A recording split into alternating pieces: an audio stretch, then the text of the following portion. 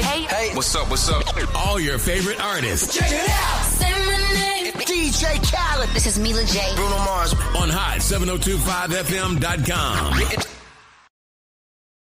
Yo, it's Tavon Greatness Patterson. Want to listen to Hot 7025 on the go? Download the Hot 702.5 app on the Apple Store or Google Play Store if you got an Android like me. Let's get it.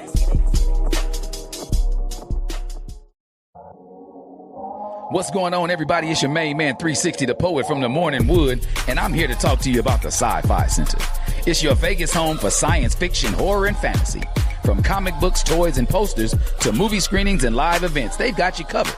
Located at 900 Cameron Avenue, Suite B209, give them a call, 702-900-4335, or reach them at thescificenter.com.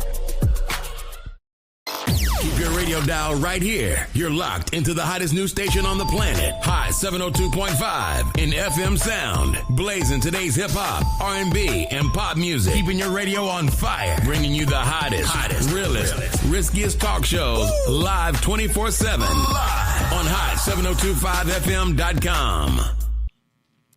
Hey, everyone. Great afternoon. Happy Wonderful Wellness Wednesday. It is your girl Artisha, and welcome to the Uterus Bar. Are you guys ready for the holidays? I am. So for those that celebrate Thanksgiving, happy Gobble Gobble Day. I'm wondering what kind of food you guys are out there creating or preparing, or just loving on your loved ones. Love on your loved ones. Right now, I am sipping on, listen, I'm always sipping on Let Your Lymph Flow Lymphatic Tea. You guys, let me tell you, this tea is tea-in. And I'm always wanting to get those yucky toxins out of my system, okay? And you can go grab that on 208lymphatics.com. And for those that are new, I have a book. It's called The Uterus Bar. And the book is amazing. It's a guide to help women prepare, educate, and help them thrive after having a hysterectomy. And I feel like this can help those before going through that step and to know if this procedure is the correct procedure for you. Guess what? So where we left off last week was we finished my hysterectomy story and my journey. And we also started on concerns that women have in the reproductive area, and one of those being fibroids.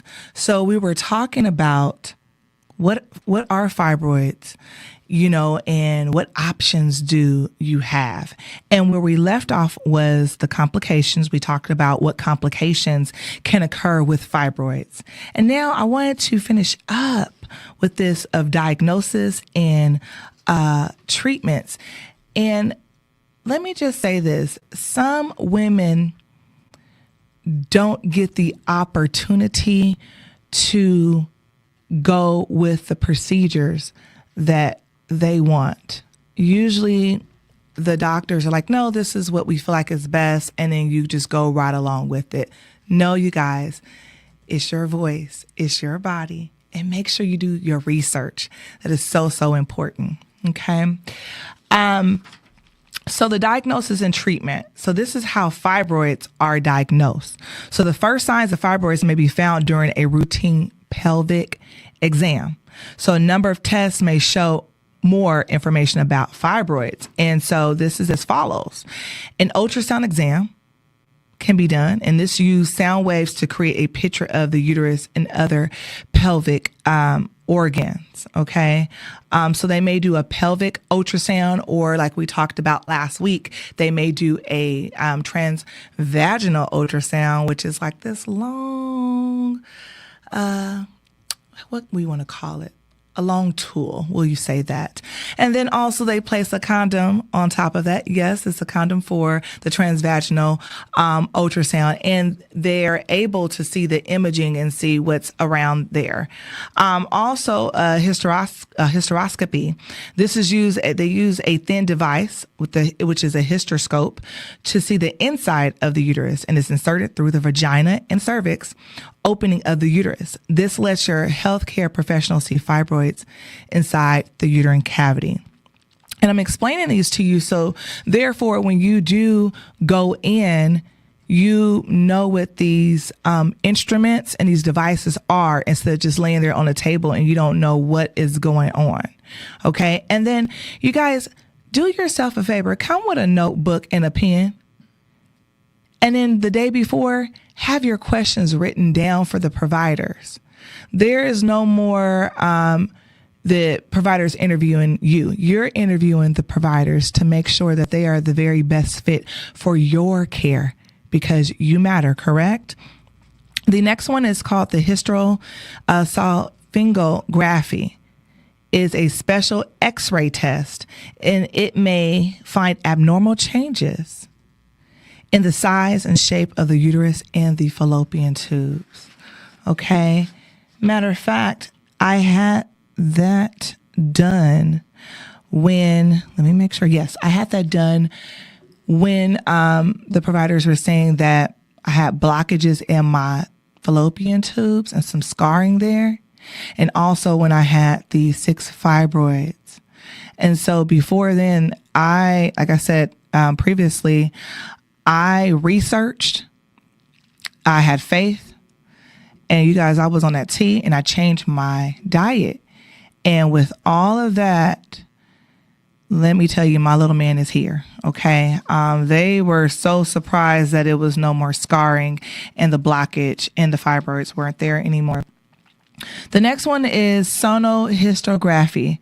It is a test in which fluid is put into the uterus through the cervix. The ultrasound is then used to show the inside of the uterus. The fluid provides a clear picture of the uterine lining. And laparoscopy, and this is a thin device that has a laparoscope to help your healthcare provider see the inside of the abdomen, and it is inserted through a small cut just below or through the belly button. And fibroids on the outside of the uterus can be seen with this laparoscope. Another one is imaging testing, which is an MRI and a CT scan, and that may be used but are rarely needed. And some of these tests may be used to track the growth of fibroids over time. And like we shared last week, fibroids can be as small as a pea-sized shape. And it can go to cherry, you guys, to an orange shape, to a plum, all the way to a melon or a watermelon. And you're carrying that around with you. And these are non-cancerous tumor growths. And researchers are still trying to figure out why. They have found out that Black women, we're risk, and we're at 80% to having this by the age, and I say this, the fibroids, developing those by the age of 50, okay? And even sometimes still getting them removed, you have a possibility of them growing back. Now, I was doing a little bit of more research, and I was finding out that red meat can be linked to this. Let me go ahead and sip some Let Them Flow lymphatic tea because I want these toxins out of my system. And if you want those toxins out of your system, y'all can get it on tour8lymphatics.com. But yes, they were saying that red meat can be linked to this, to the fibroids, to the growth. Interesting, right? So I can see why individuals were awakening to our health and to have better health and to not have all of these different foods that we're used to having. Okay, we're used to having. Like I said, I know tomorrow's Thanksgiving. make a green dish. Make something that doesn't have that. Let's start taking better care of our health because we're all we got. That's it. Okay. Now, do fibroids need treatment? Yeah, they do. They do need treatment.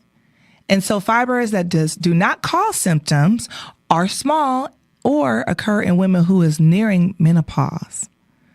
And when they're near menopause, they often do not require treatment because it's the loss of blood supply. So they pretty much kind of wither off and just die off. But certain signs and symptoms may signal the need of treatment. And here it is. Heavy or painful menstrual periods that cause anemia or that disrupt your normal activities. And normal activities could be just leaving the house and going to the car. That's happened to me. Leaving the house, going to the car, sitting in the car, and just puddle of blood just flowing out. How many of that has happened to you guys? Or you can't even get to the bathroom because blood is dripping down. I know I'm getting graphic, but this is real, and we're having a real conversation. Bleeding through periods. So let's say your menstrual period may last 5 days, and then that was done. And then now the following week, now, hey, the period gang is back. And this is what they're talking about this. Uncertainty, whether the growth is a fibroid or another type of tumor, such as an ovarian tumor. Rapid increase in growth of the fibroid, infertility, and pelvic pain. And there are many treatment options for fibroids, but the choice of treatment depends on the factors such as your own wishes and the size and location of the fibroids. And we just talked about that. Some women don't get to have their wishes honored because, hey, let's talk about it. It could be because of racism, and it is real. I have, I don't want to say suffered through that, but I have encountered that where I've gone into medical facilities and I'm treated differently by my skin color than someone with not this chocolate drip. Okay, so it's true. I think about my situation when I was going through my miscarriage and how they shunned me off, or the story that I shared with you guys last week with one of the young ladies that came to my book signing. She was saying that, hey, look what happened with her during COVID. That wasn't a factor. She had to wait 1.5 years to get her hysterectomy. So again, just imagining that, going through that, that's troublesome. Okay, I was researching more. I'm going to be your advocate. I'm going to be the storyteller, and I'm going to be the information giver. And I don't know if you guys watch Love and Hip Hop, and it's the Miami one with Shay Johnson. She used to be on Flavor of Love, and I believe her name was it Bucky? I hope I'm saying it right. Anyway, she was going through her process with having fibroids, and she ended up getting pregnant, and she had these fibroids, and she's like, wait, what? What is this? What's going on here? And so what they offered her at that time was a myomectomy. Okay. And so what that is a removal of having fibroids. But what she found out later, you guys, was that after having this myomectomy, she became pregnant, but after having this myomectomy, and what the providers did not explain to her is that having the myomectomy now can have an increase of you having placenta previa. It's very interesting. It leads from one thing to another that healthcare professionals, providers are not sharing. And it's almost making you feel like a number, and it makes you feel like, okay, is this just a money thing? Am I just worth $1 bill? So moving fast forward, her dream was to be able to have, of course, a healthy pregnancy and a vaginal delivery. But because of where the placenta previa, where that placenta was centered at, was near more so the opening of the birth canal. So that was a block for her. And so I'm hoping that you guys are like, your wheels are spinning like, oh man, start asking the healthcare professionals these questions. And again, come with your notebook and your pen ready. And write word from word. Have a pamphlet there, but write word from word. So that was, and that's a lot of individuals' cases, a lot of women's cases where they have that placenta previa based off of having that myomectomy, the removal of fibroids, and now they have to have a C-section, and that's a whole thing. That's a whole nother thing. I didn't have a vaginal birth. I had fibroids.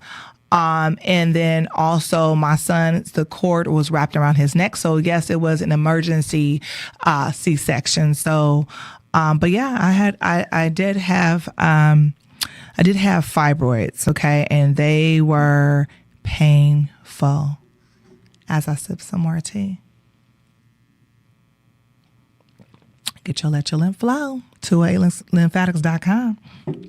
Okay. So, moving forward, this is some other research I did. Research suggests that about 2 to 2/3 of fibroids will grow during pregnancy. That's interesting. Again, before we had our little man, I had 6. I was able to shrink those down, but guess what? They did come back because they survive off of blood. Okay. And if fibroids grow, if they do grow, it usually occurs in the first trimester, okay, of your pregnancy. The location of fibroids can block the baby's route through the birth canal. We just talked about that, and it impacts the placenta.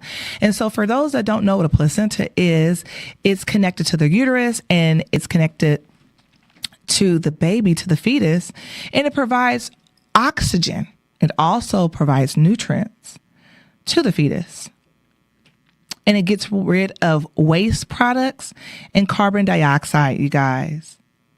Factors that affect delivery. Okay, after, like I said, the myomectomy. And they talk about it's used in myomectomy. The type of uterine incision is used in a myomectomy. And risk of having a uterine rupture. So again, I want you guys to really do your research. It's important. You matter. Okay. Now, let's see, what day was that? That was November 16th when I had my book signing, and I had an amazing guest on there, and I'll call her guest. I love her. Her name is Portia. Great person. But anyway, she shared about her fibroid journey, and she was just talking to me about UFE, and I was explaining this to you guys last week and what this was, and it was news to me, uterine fibroid embolization. And I was like, wow, what is this? And yes, it's where it's a non-invasive procedure where they just do a little slit here on your wrist, a little slit by your thigh area. And what they're doing is saying bye-bye to the fibroids through the vein, and they're cutting off the supply of blood that goes towards the uterine, the fibroid. And I'm like, wait a minute here. And it's done in the office instead of being in the hospital. And it's a 20 to 30 minute procedure. And I'm like, this is really amazing. And again, I wish I would have known about that because I would have considered that. That would have been a great option. And I think that, again, it's too late for me, but it's not too late for you guys. And I'm here to deliver this information to you guys.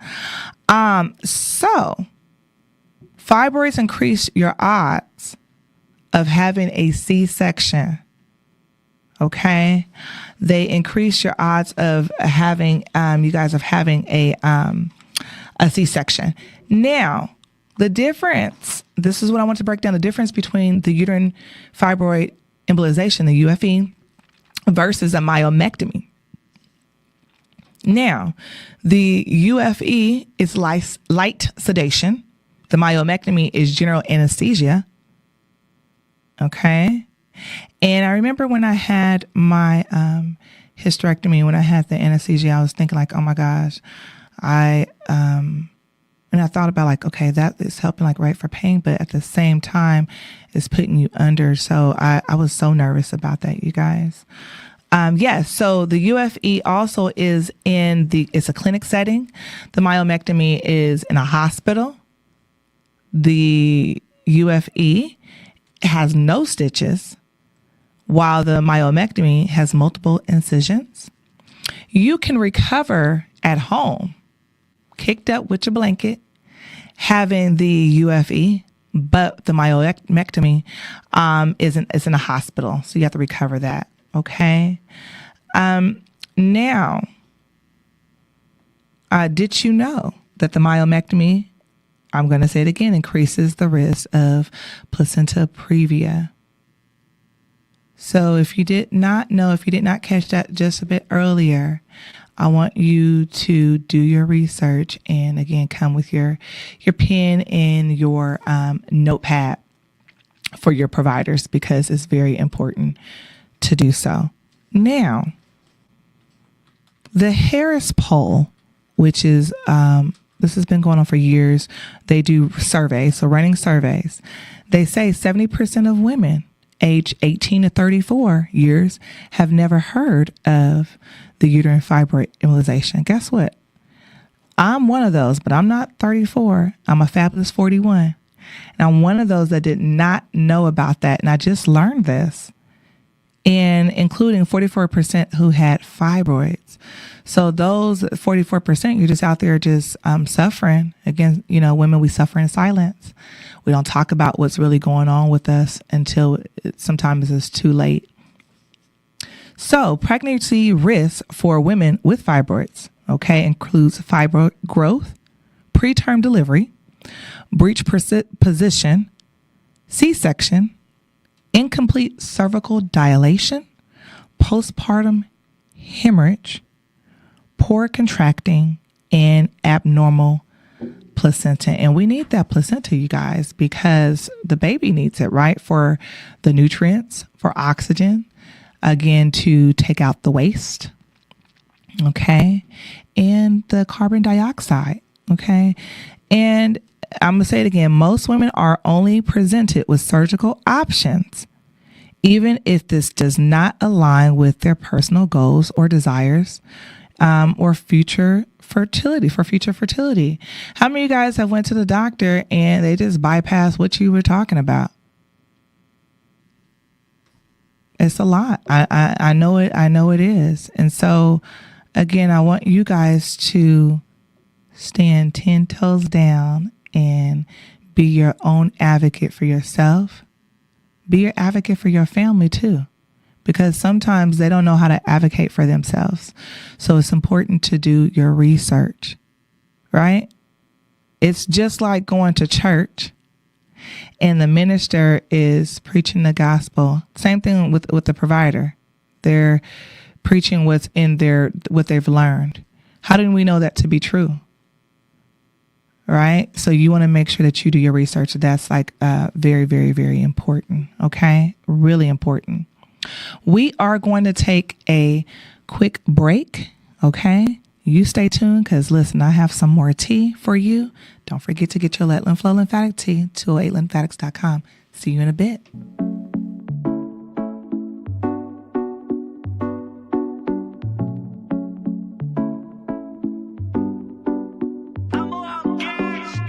If I give all my time, you ain't gotta try.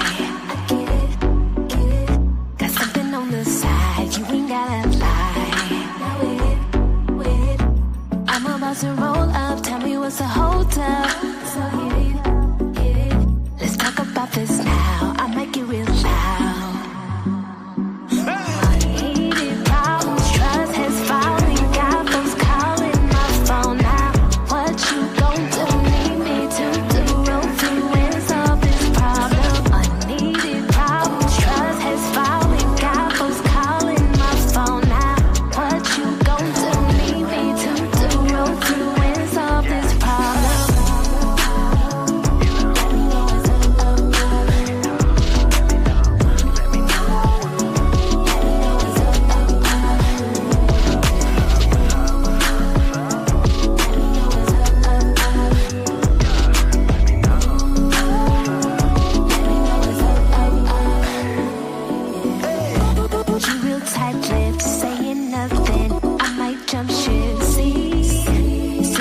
drowning into nowhere, and you best believe you wanna play the victim. You gotta play the victim. Unneeded problems, trust has fallen. Got folks calling my phone now. What you gon' do? Need me to do? Roll through and solve this problem. Unneeded problems, trust has fallen. Got folks calling my phone now. What you gon' do? Need me to do? Roll through and solve this problem.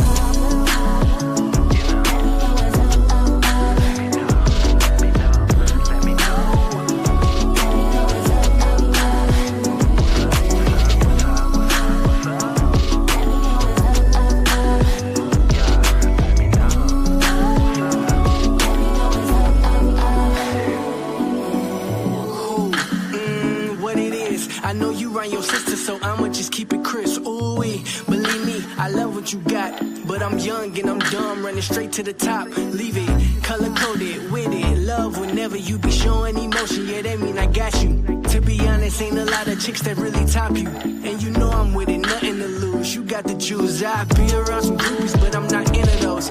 Yeah, I want you in the picture, but you changing your pose, banging me up, calling my phone, saying you know what I'm doing. You know you hard, you ain't moving. So tell them cats in them DMs, if I see him, my baby gon' be making a post that say free him. Cause your love worth 100 miles of running facts. Let me call this girl back.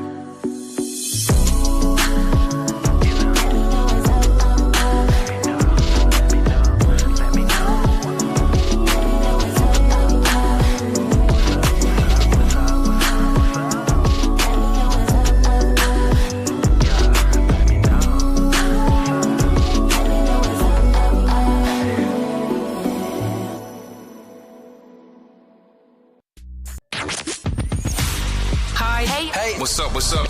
All your favorite artists Check it out. Say my name. DJ Khaled. This is Mila J. Bruno Mars. on hot7025fm.com.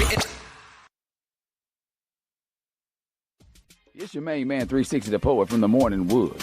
And are you looking for the perfect drink? Well, you found it. Mimosa Royale is the perfect combination of California sparkling white wine and natural juice that is both tasty and refreshing. No artificial colors or flavors, no sugar added, and it's gluten-free. As the world's first ready-to-drink mimosa, Mimosa Royale is perfect for any occasion, day or night. You no longer have to drink 12 of those seltzers just to get that perfect buzz. At 8% alcohol, Mimosa Royale is the perfect drink to party with.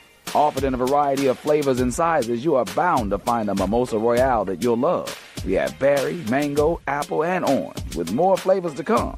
Mimosa Royale is the most award-winning flavored wine that serves in bottles or cans. You can find them online at drinkmimosa.com or find them at your local liquor store. Ask for it by name. Mimosa Royale. Keep your radio dial right here. You're locked into the hottest news station on the planet. Hot 702.5 in FM sound. Blazing today's hip hop, R&B, and pop music. Keeping your radio on fire. Bringing you the hottest, realest, riskiest talk shows live 24/7 on hot7025fm.com. Hey, you guys, and welcome back. It's your girl Artisha, and welcome to the Uterus Bar. If you're just now tuning in, we were just talking about the difference between getting a myomectomy done and getting the UFE, which is the uterine fibroid embolization. And I wanted to talk to you guys some more about this. So can medication be used to treat fibroids? So let's talk about it. Medications are option for some women with fibroids, and medication may reduce the heavy bleeding and painful periods that fibroids sometimes cause. They may not prevent the growth of fibroids. Surgery often is needed later. Treatment with medications includes the following options. And you guys, just so you know where I'm getting my information from, is through the CDC. We are also getting it from Mayo Clinic. And we are researching through the American College of OBGYN, obstetrics and gynecology. Okay. So we are getting the information from there. So I want to make sure that, I want to put that in there because we are researching. Okay. Birth control pills and other types of hormonal birth control methods. These are often used to control heavy bleeding and painful periods. A drawback, though, is that this treatment may cause the fibroids to increase slightly in size. Why do you guys think that? It's hormones. So it's like, okay, almost damn if I do, damn if I don't type of thing. So for some women, the benefits of managing heavy bleeding and pain with hormonal birth control may outweigh the risk of fibroids growing larger. Now, let's talk about IUDs, shall we? So I had an IUD, which was the Mirena, and it was for 5 years. It had hormones in it. Yes, it did increase the growth of the fibroids that were growing inside. But also, you guys, it had me feeling like I was going on a whack attack. So the bleeding did not stop. I was having headaches. I was cramping. I'm going to be honest with you guys. I felt delusional. It just had me not, it didn't agree with my body. So I ended up taking it out. And when I took it out, I felt even worse. It's like almost having a withdrawal from soda, right? Because your body is like, wait a minute here. I'm craving it. And it just sometimes does the opposite. So that's what the IUD did for me.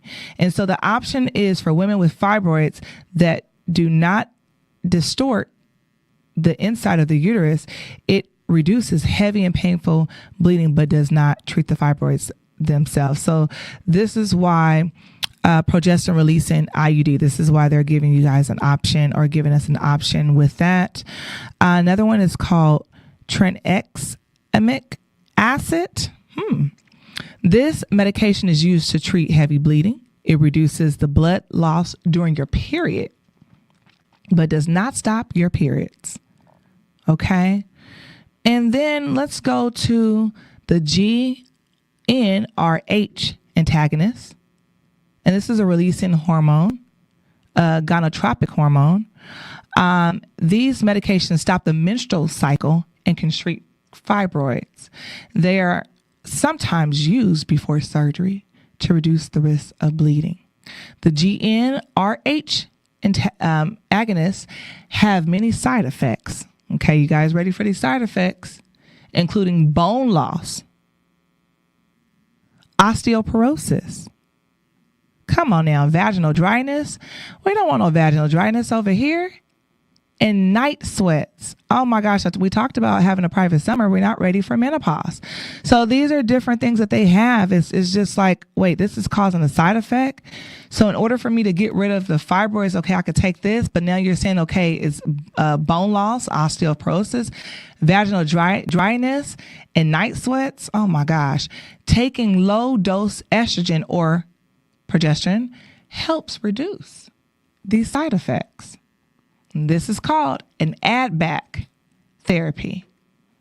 So, GnRH agonists are typically used for less than 6 months without add-back therapy, or for 12 months with an add-back therapy. You guys, this right here just have people just spiraling. Wow. After a woman stops taking a GnRH agonist, her fibroids usually return to the previous size. So, what's the point? This is where women's like, okay, oh my gosh, what's the point of me even doing this? GnRH antagonist with hormonal add-back therapy. These medications can be used to treat heavy bleeding for up to 2 years. They do not shrink fibroids. Let me repeat that again. They do not shrink fibroids. Hormonal medication add-back therapy helps reduce side effects, including hot flashes and bone loss. And let me say this to you guys too.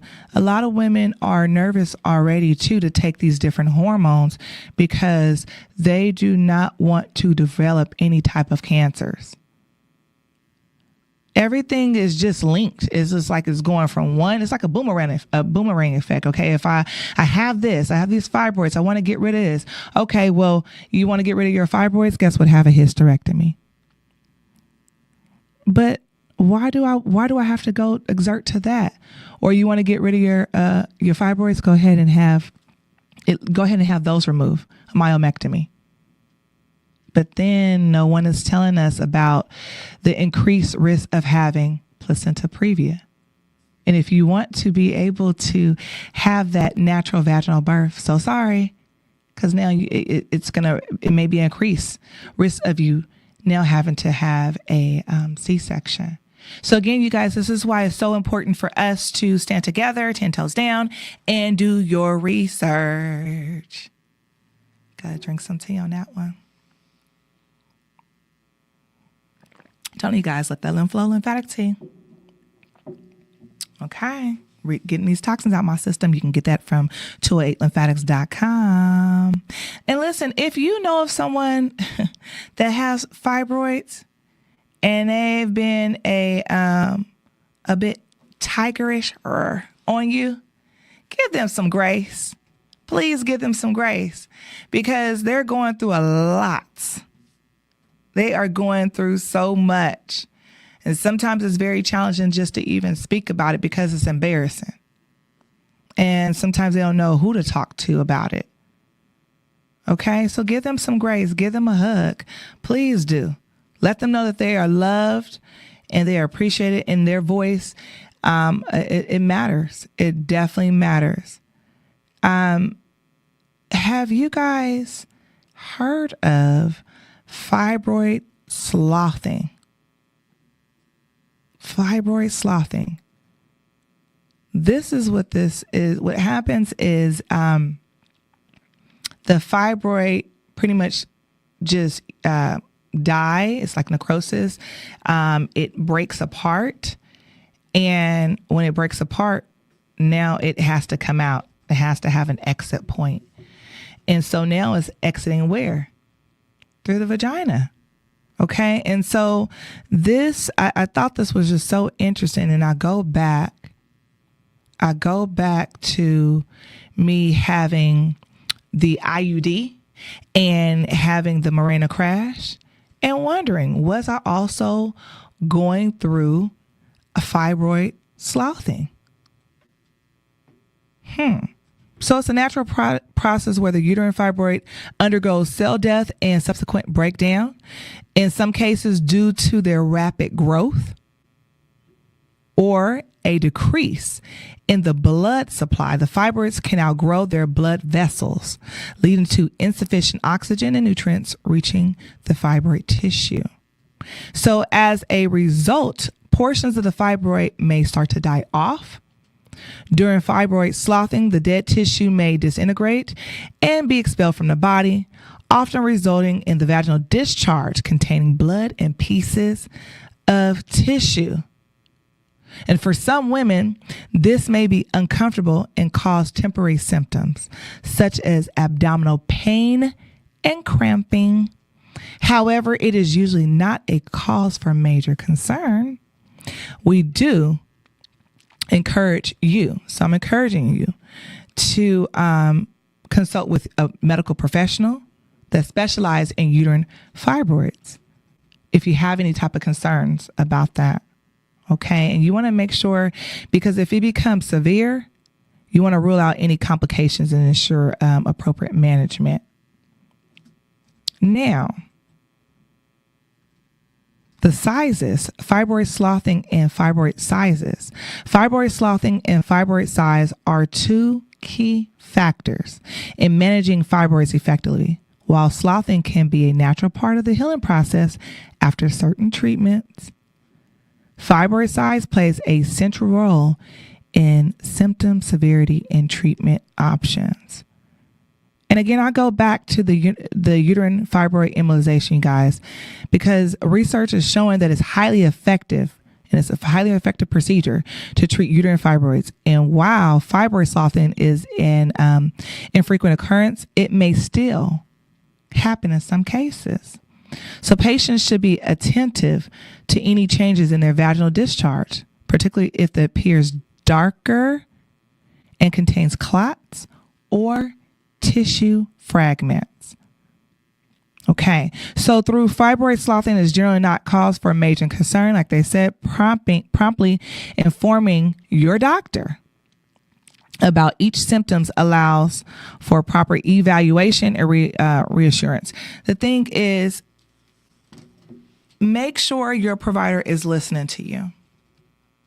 If they're not listening to you, it's time for you to find another provider that is going to listen to you, and also hear you and digesting what you are saying. And I understand, providers, they see so many different patients, but again, you're coming there for a reason, because you feel like they can assist you. And if they cannot assist you, then you go to the next one. And what I was just saying, I get that sometimes providers may be burned out. So when they're burned out, it's time for them to choose something else or take a break. And that's okay.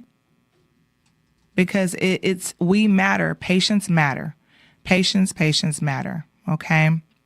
So you guys, if you have any questions, please, I want you guys to email me, okay, at the Uterus Bar at hot7025fm at